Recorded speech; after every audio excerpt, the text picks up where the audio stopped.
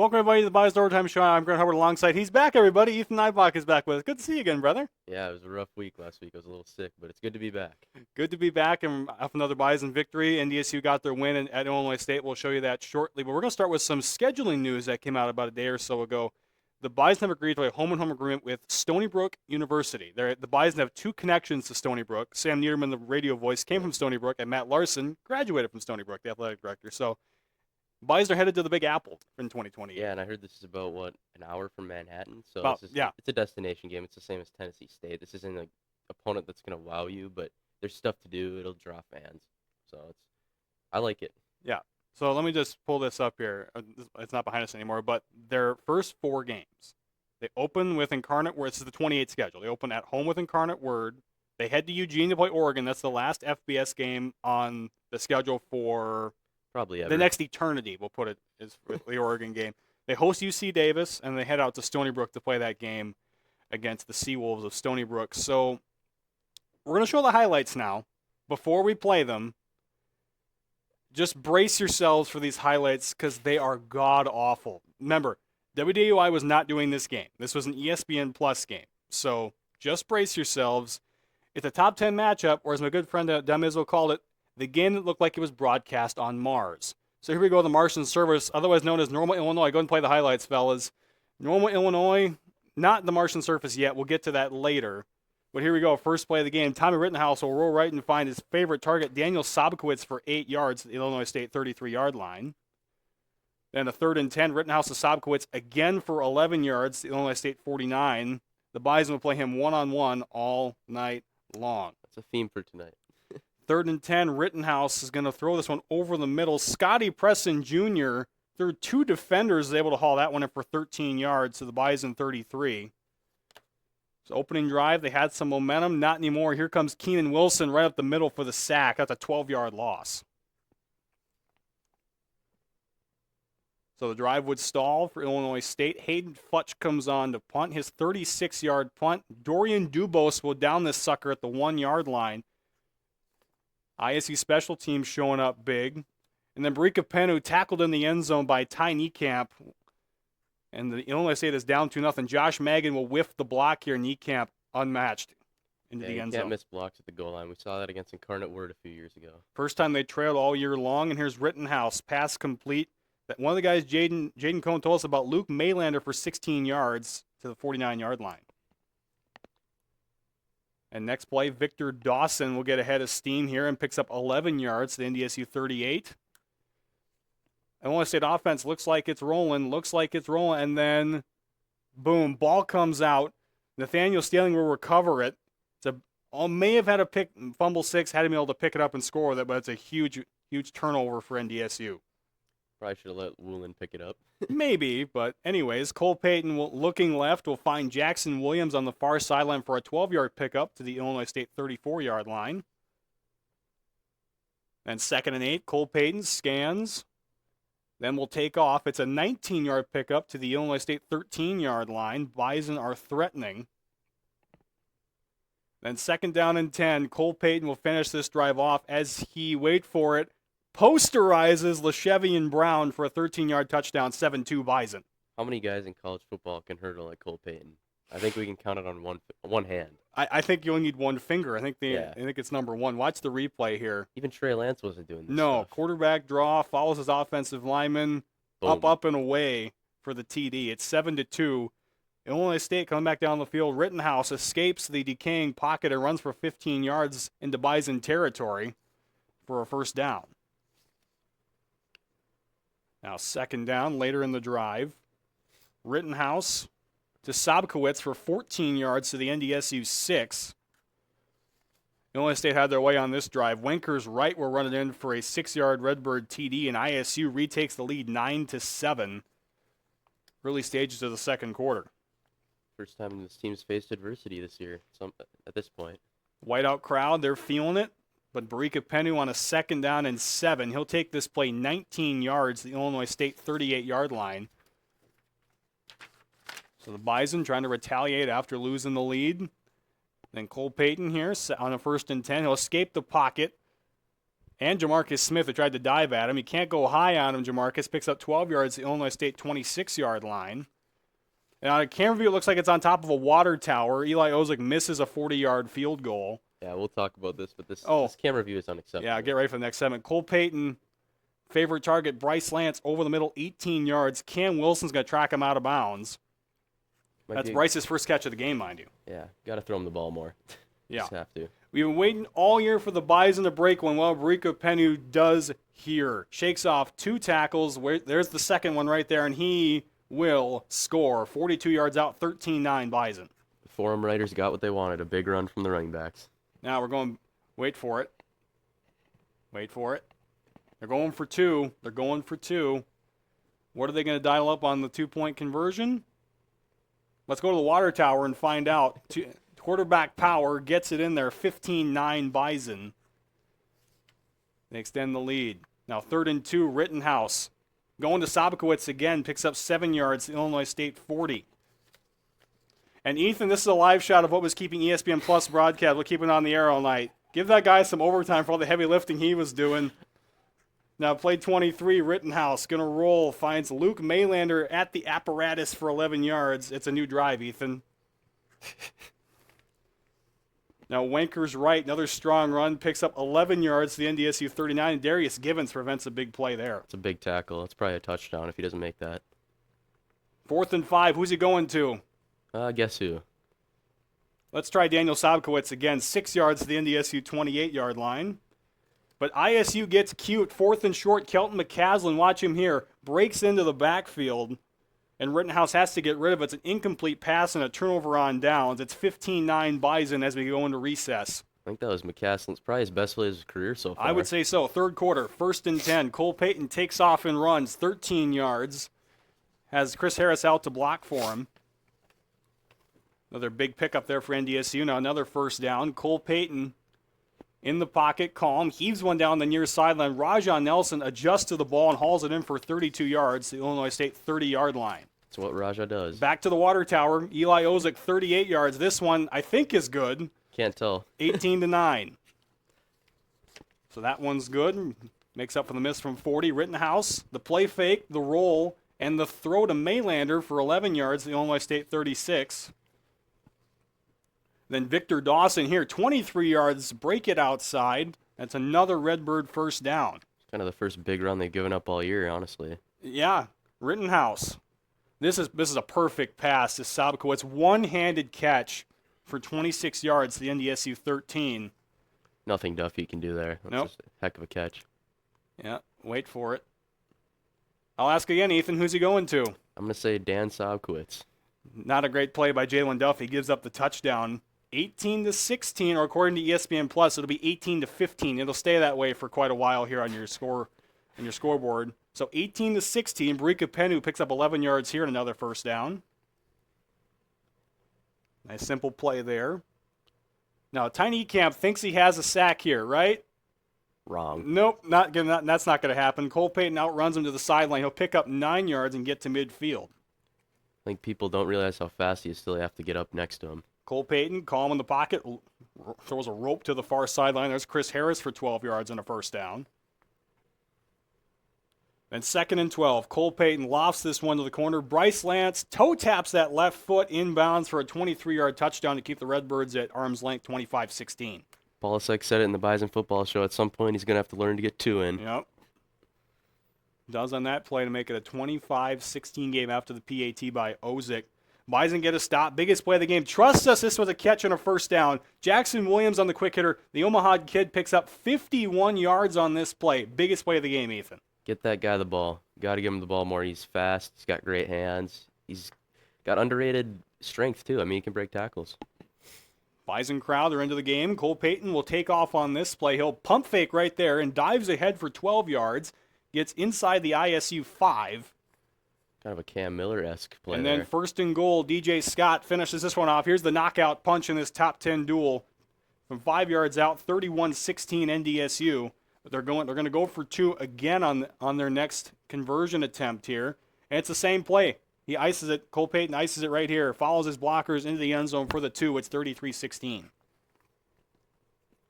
Last chance for Illinois State as Rittenhouse's pass. Going to escape the pocket, roll to his right. His pass will be intercepted by Ryan Jones. It's his first interception of his career, and that's how the game would end. NDSU comes away with a top 10 road win. They defeat Illinois State for the 13th time in the last 15 tries. 33-16 was your final score. I don't know, what else can you say? I mean, just three-quarter battle, and then the Bison managed to just they won that game in the fourth quarter. Yeah, for a game where it felt like the defense didn't play well, they gave up 16 points. Right. And years past, a bad performance from this defense would be like a 30-point game. So, not much. I mean, you can nitpick, but I mean, they won the game. It was a top 10 battle. Illinois State's better than we thought, I think. I think so. But let's address what we saw on the broadcast. Now, you didn't go to this game, correct? Because No. you go to a lot of road games. You did Yeah. not go to this one. Not this one. So here's the situation. ESPN Plus and the Valley have a separate contract. They've had about a decade-long contract to have a game of the week per se. Is how I would describe it. So this is, as you can see behind us, I'll throw it up on the screen. This is the WDAY extra game of the week that I called on Friday night between Davies and Shanley. To the naked eye, Ethan, which one looks better in your mind? I'm going to say WDAY. I think you're right. And the reason I say that is because the bottom there, that's a one-camera operation. One camera. Yep. The top one there is a 7-camera operation, including the water tower cam that we saw as well. Yep. That's unacceptable, okay? Unacceptable. So WDY does high school sports. You know, they do that game of the week as well, and we've seen it, as we just saw. If those are the two game of the weeks, the high school one should not be better than the college one, right? No. And it was, the camera, it looked like it was in a red filter the whole time. I don't know how that works. The white balance apparently didn't work on the camera. And last year I was in normal. The field doesn't look like this. Yeah. It doesn't look like this in person. So it's like the Fargo turf. It's green. Yeah. It's not red. Right. Then NDSU's jerseys look like they're slightly red. They're not like that at all. Yeah. The commentators, they are what they are, whatever. The camera work was terrible. Yeah. And I'm not going to act like being a cameraman is super easy, but WDAY is, we're going to get to it here, but you can't complain about them anymore. No. Now, some people reached out to WDAY, to a colleague of mine, a man that I've got most respect for, and Dom Izzo. I spot for Dom. He's one of the best men I've ever met in my life. And he made a comment on how bad the ESPN Plus coverage, because remember, he's the television voice for the Bison on WDAY. Yep. Every home game and 80% of road games, he's going to be on the call for that game. And he made a comment that I agree with. He said that some people think that we just show up and do his show. And he says live television sports, it's not easy. No. I know that for sure. And just for an example, so Game of the Week's on WDAY. They have a cameraman, an engineer, 2 engineers, one on site, one back in the studio, and 2 broadcasts. A broadcaster or 2 depending on the game, right? Yep. For NDSU games, there are 21 people who work on one game. For Southern Illinois, there will be 21 people. I'm lucky enough to be one of those 21 people. So if you want to criticize WDY's coverage and you want to complain about it, that's fine. But you could have number 1 there, not number 2.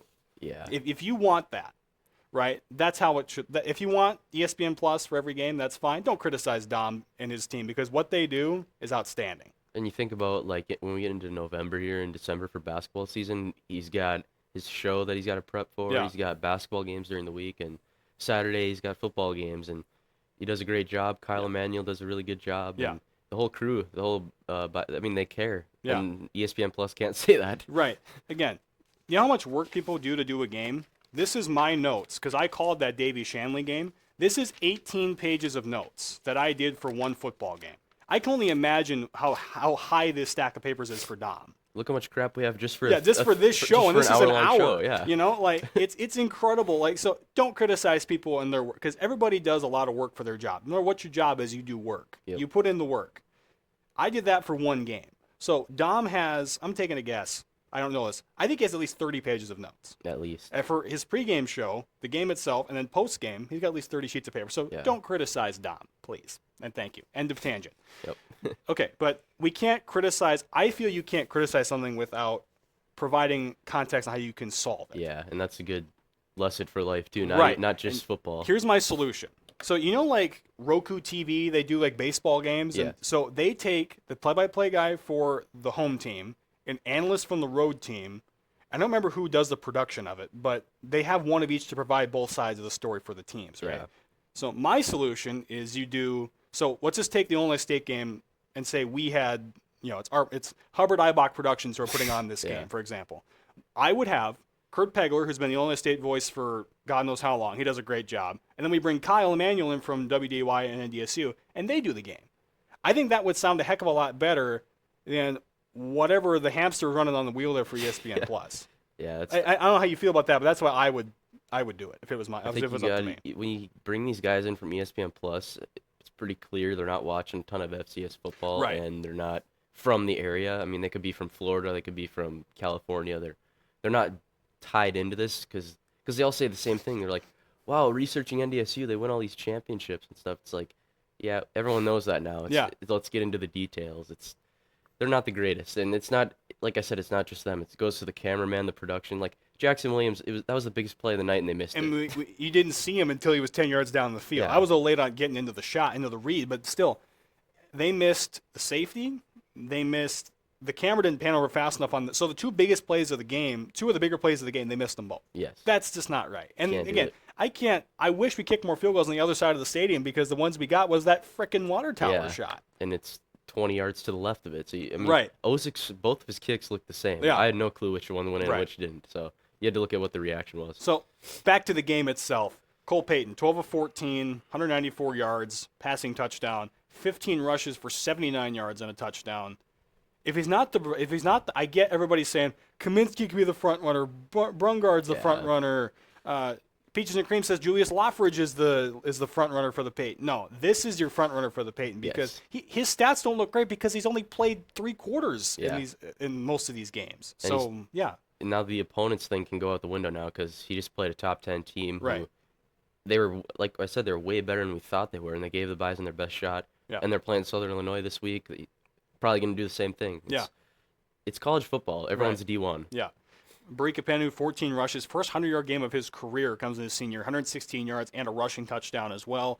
Jackson Williams actually led the team in catches, mainly due to that 51-yard catch. 3 catches for 71 yards. And not pictured in our note sheet is Bryce Lance, who caught that touchdown. Was he inbounds? I think he was, but I don't know. I think I was watching the game with my grandparents and my family, and my grandmother says, that foot wasn't inbounds. I'm like, Grandma, I think you might be right, but I'm not sure. So I hope they didn't use ESPN Plus's cameras to review. You really think they did that for that? No, I don't think so. It's probably why they kicked. It's probably why the Bison had so long to kick it because there probably wasn't a replay view of that shot. Probably. Defensively, Nathaniel Staling, 11 tackles, 1 TFL, recovered the fumble. Probably should have been a fumble 6, but we're not going to criticize him too much. Donovan Woolen, 8 tackles, half a TFL, half a sack. He's probably one of the front runners for the Buchanan right now. If we had a vote, we don't vote on anything, but we like to think we do in our minds. Shame. It's a shame. I think we watch more football than some of the voters for sure. do. Keenan Wilson, 7 total tackles, 1 TFL, 1 sack. Defensively, it looked like they got gashed. It looked like based on our highlights, it looked like Illinois State. I think even the broadcaster said it. They're the more physical team through 3 quarters. Yet they only scored 16 points, and they gave up barely 300 yards. I mean, you can take the physicality thing and whatever. It was bend but don't break, and they did that. Keenan Wilson, he just looks like he's getting better and better each week, dating back to last year. Yeah, they gave up 2 touchdowns. They gave up 2 touchdowns to SEMO, too, so take that for what it's worth. Again, just compare the first half and the second half. Illinois State, 206 yards of total offense in the first half. Second half, 122 yards. That's night and day, or Earth and Mars, depending on how we're looking at this game. I think the first half comes down to the yards per play. Yeah. Illinois State was long, methodical. The Bison were explosive, and that's why they got dominated in time of possession. Yeah. But again, NDSU 407 total yards as well. They averaged 8 yards a play. They didn't punt in the game. Aaron Beckerton had the night off. Yeah. So, and again, time of possession, we talked about it. First half, Illinois State had 20 minutes and 28 seconds. The Bison had 9. In the second half, the Bison flipped it. Almost 20 minutes and 6 seconds to 9 minutes and 54 seconds.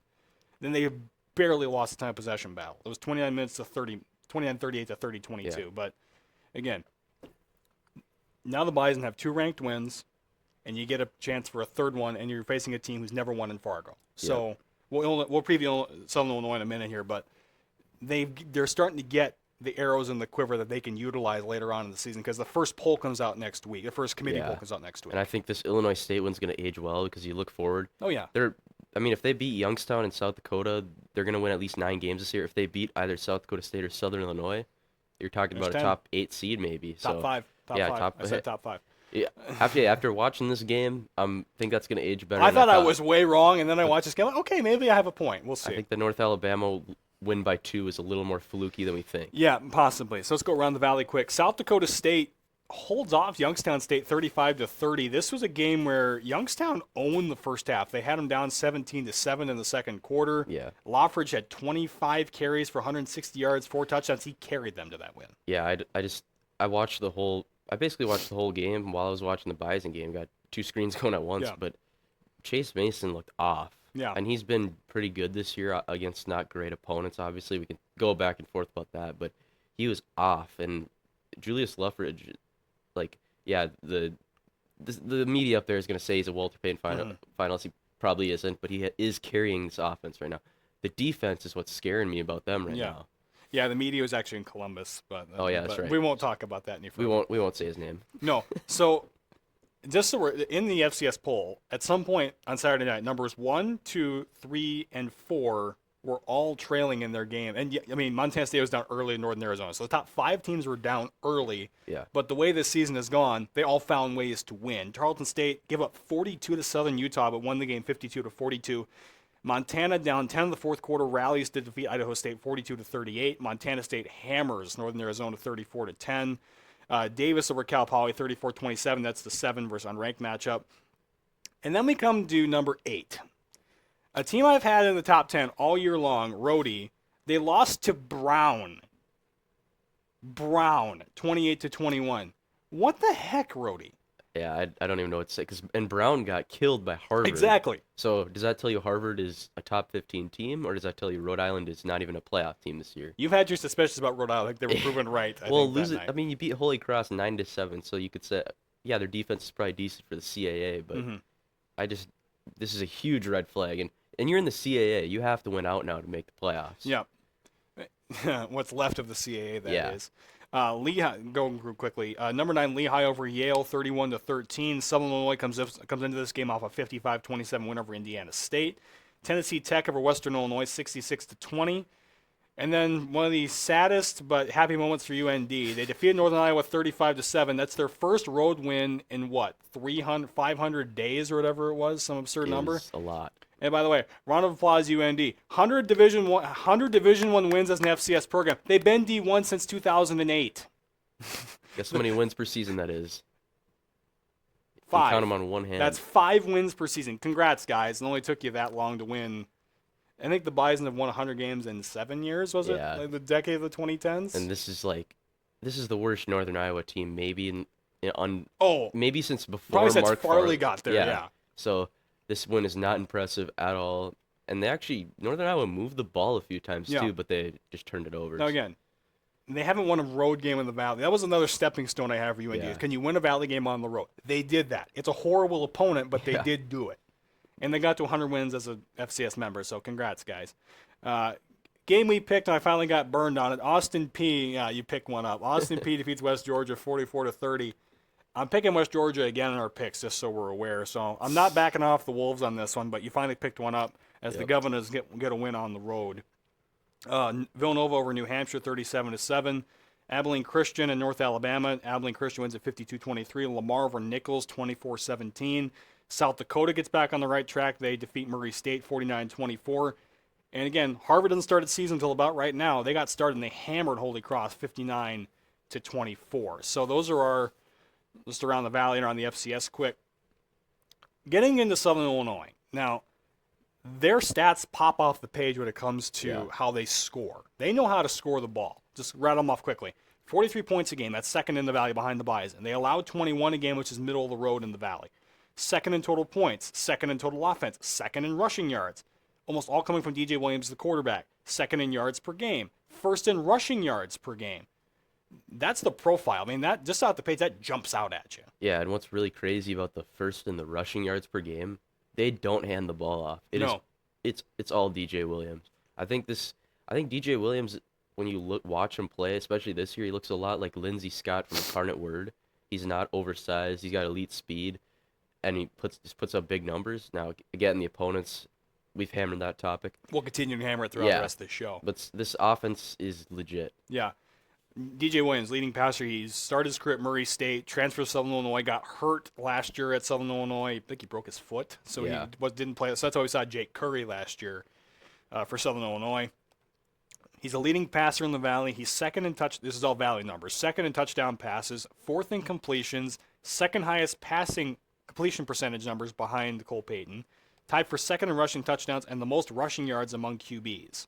That's a heck of a stat when you have Payton, Mason, Brungard, Kaminsky. All these guys can run the football, and he's the best one. Yeah, and he's, like you said, he's passing efficiently. He's not turning the ball. He only has 2 interceptions this year. He's basically top 4, top 3 in every category you can think of. So, But yeah, the main key for the Bison is going to be containing this guy. Also, you got to keep track of. It's hard to find this guy, Vincent Davis II. He is 5'8", 175 pounds. Not the biggest guy in the field. However, he leads the Valley in receiving yards with 504. You would think it's Bryce Lance or Lofton Ogroski or I can't remember the kid from UND's name. BJ Fleming, I think is his name. Yeah. So those guys are all great receivers, yet somehow it's this guy who's leading the Valley in receiving yards. Yeah, he's their burner. He's their Tyreek Hill, whatever you want to say. Yeah. But the one guy I want to put on paper here, Jay Jones. He's 6'2", 200, second leading receiver for Southern Illinois. He's their physical guy. He's a guy that's probably going to be on maybe Anthony Shudimi Alfaro Probably. with the bigger build. Yeah. Duffy will be on Vincent Davis, but this team does not run the ball. They don't hand it off. They're air raid. They're not up tempo, but they're quick. They're not gonna snap the ball with 2 seconds left. Their head coach Jake Hill's now calling the plays as well, so they're now starting to air the thing out. The personnel that he's hungry to beat the Bison. Yes, he's one of the rare guys who has beaten the Bison. They won in the 21 spring season game that we like to forget around here. Andrew Bem is the team's leading tackler. They're 21st in the FCS in scoring defense, which again, it looks good on paper, and we'll dig into who they've played and how they've looked in those games. But to get to our keys to victory here, give me key number 1 to a Bison victory. Control the clock. Like I said, Southern Illinois is not up tempo, but they move fast. They're explosive. They're the opposite of Illinois State. They're a team that wants to score and score quickly. So if the Bison hold the ball for 35 to 40 minutes in this game, limit possessions, limit the time they have the ball, I think you're going to be pretty successful. Yeah, Southern Illinois, they focus on the big play. Yes. I think they have at least 20 plays, over the 20 big plays. It's like over 20 yards or something like that. That's what they specialize in, so controlling the clock is going to be key. Key number 2, what we got? Control DJ Williams' legs. He's had at least one 70-yard rush for a touchdown. So you have to bring him down. He's not like the biggest guy, but he's not going to slide. So you got to contain him. You got to keep him in the pocket. We said that last week about Rittenhouse, but he was better in the pocket than we thought.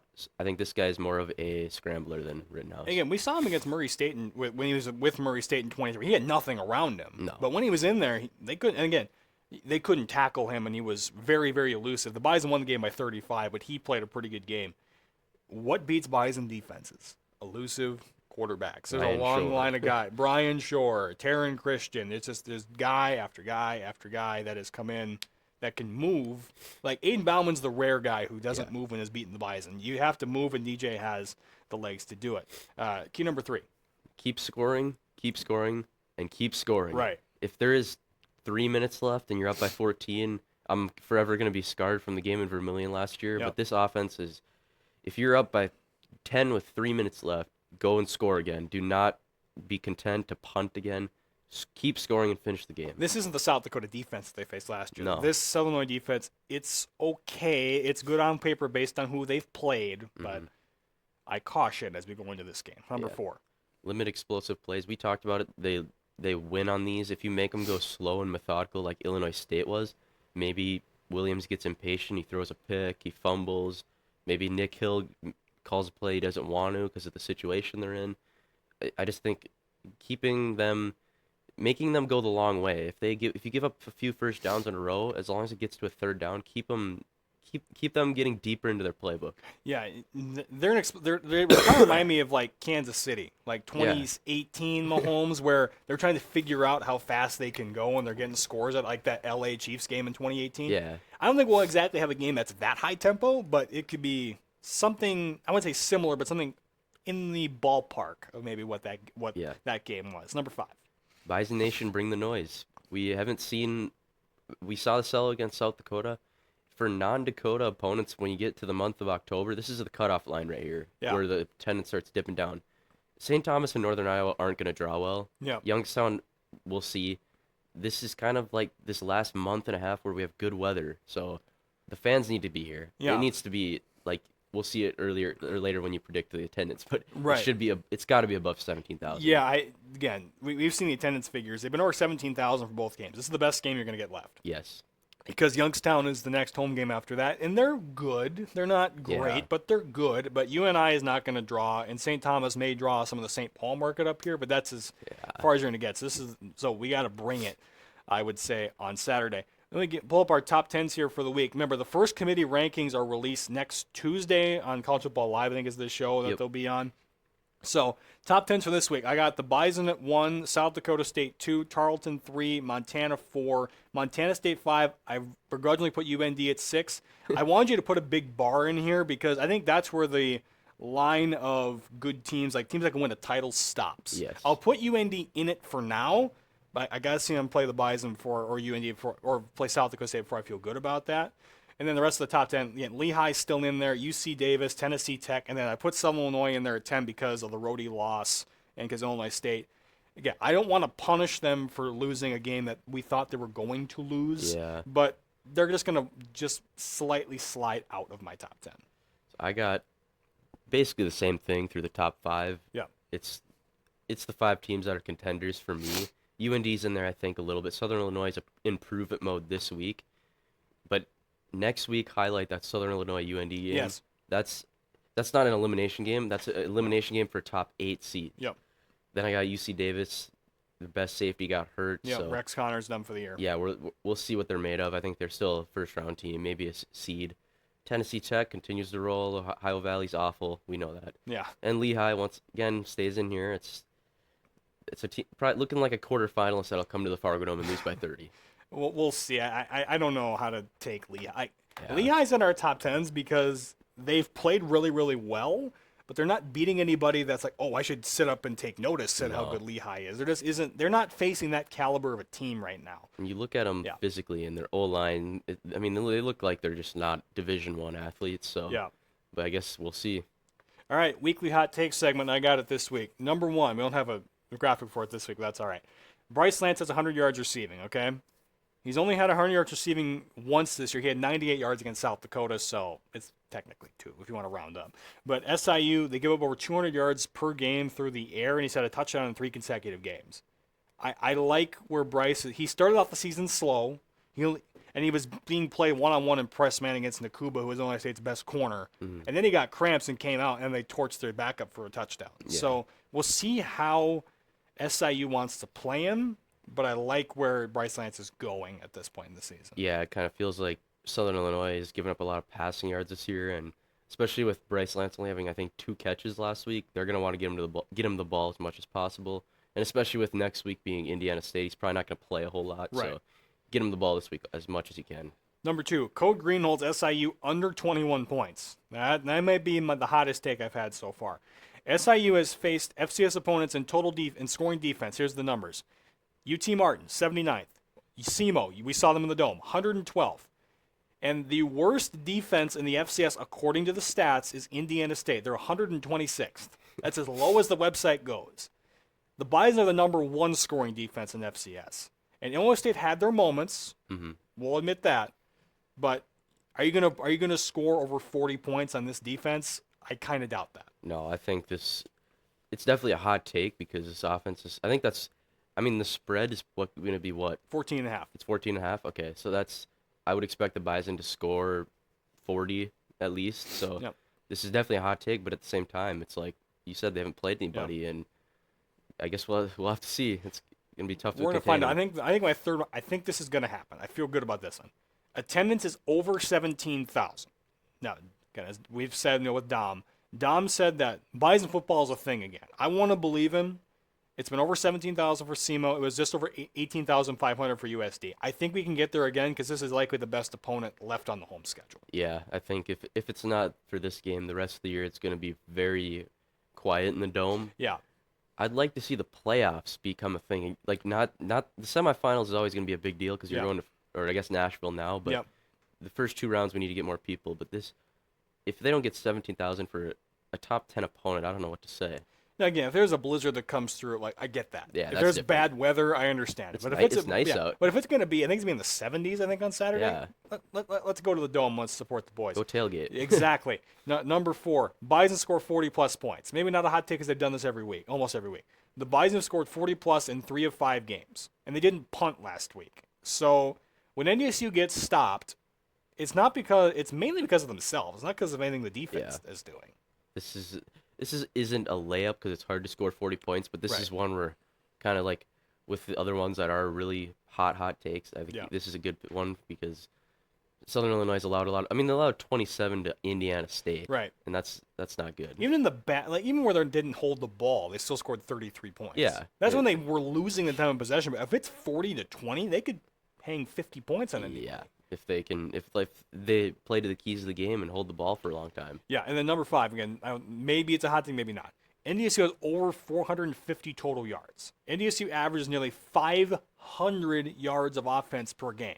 They've gone over 400 yards each single time they've stepped on the field this year. I think the lowest total that I saw was 417. Yeah, that's the lowest number they've had this year. So I feel pretty good against the Southern Illinois defense that has not been challenged this year. And these last 2 kind of tie in together. If you score 40 points, you're probably going to have that many yards. But right. I'm interested to see how many passing yards Cole Payton has because if I had the hot takes this week, I think I'd say this is the week Payton goes for 300 yards. He already did it, but he hasn't done it against a Valley opponent yet.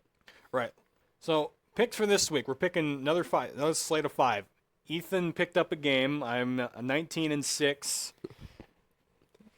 It is what it is. I thought I was going to be. I've never had a perfect week, and I may never will, but that's okay. 5 games we're going to pick this week. Ethan's 15-10. Idaho State, Montana State, West Georgia, Abilene Christian, UC Davis, Northern Arizona, UND, and Youngstown State, and then we got the Bison and Southern Illinois.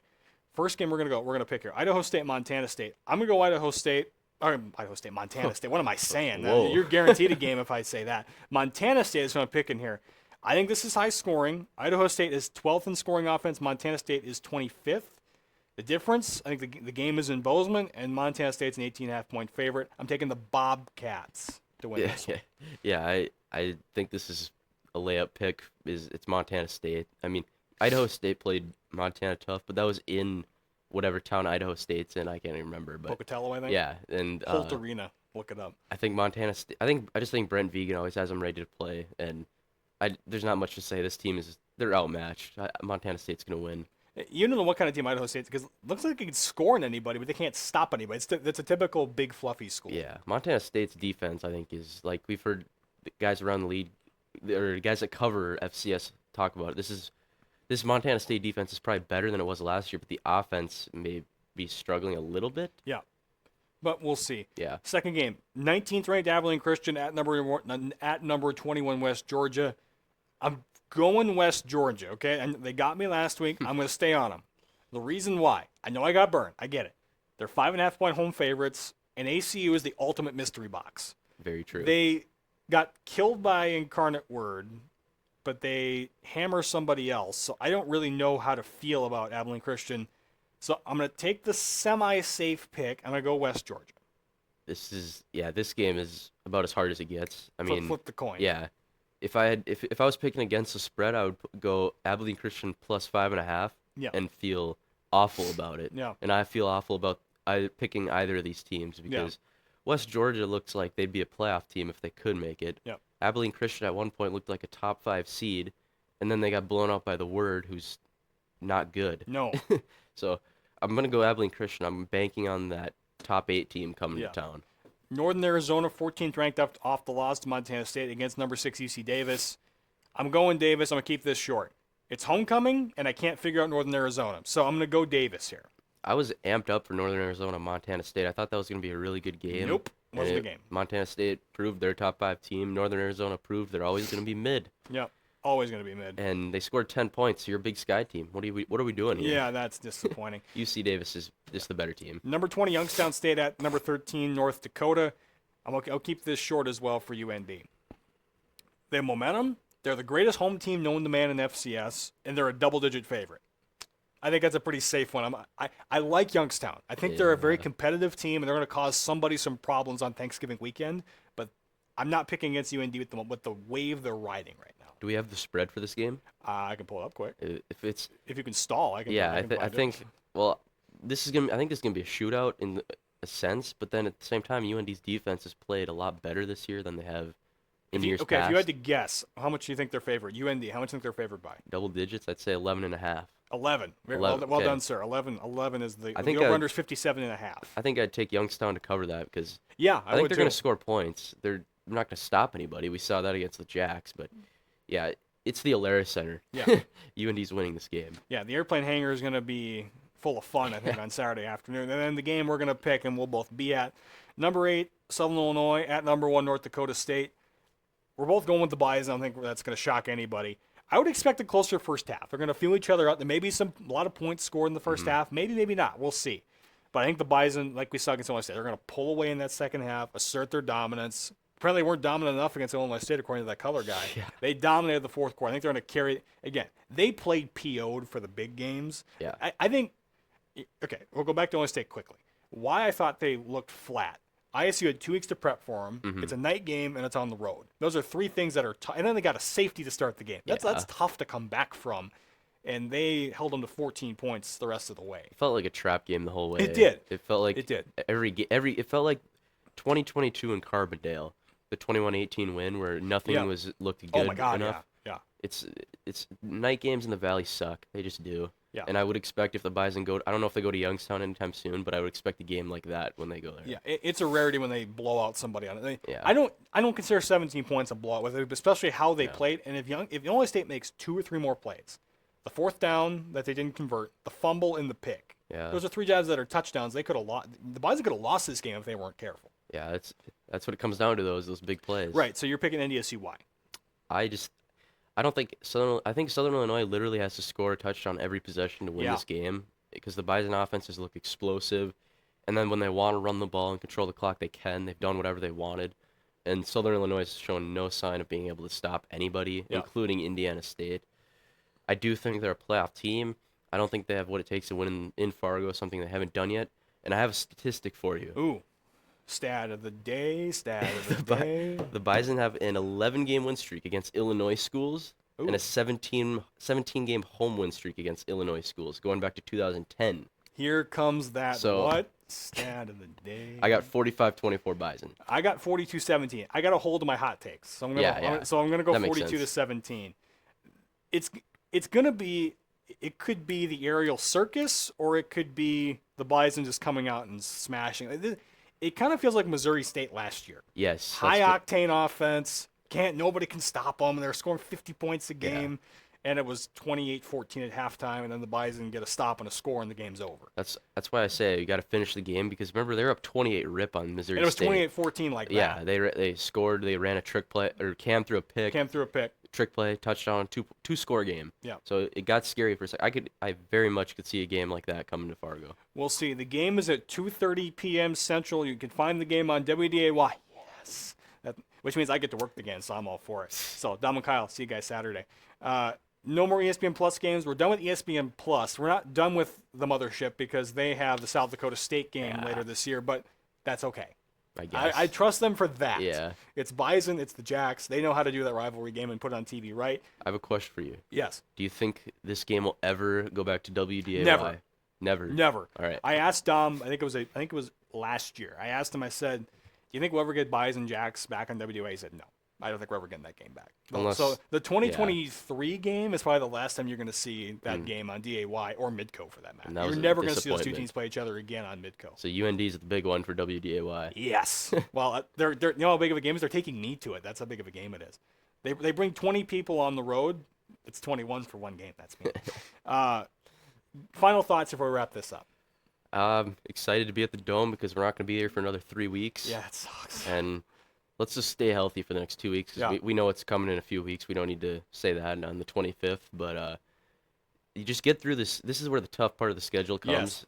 It's basically you win this game and you obviously walk past Indiana State.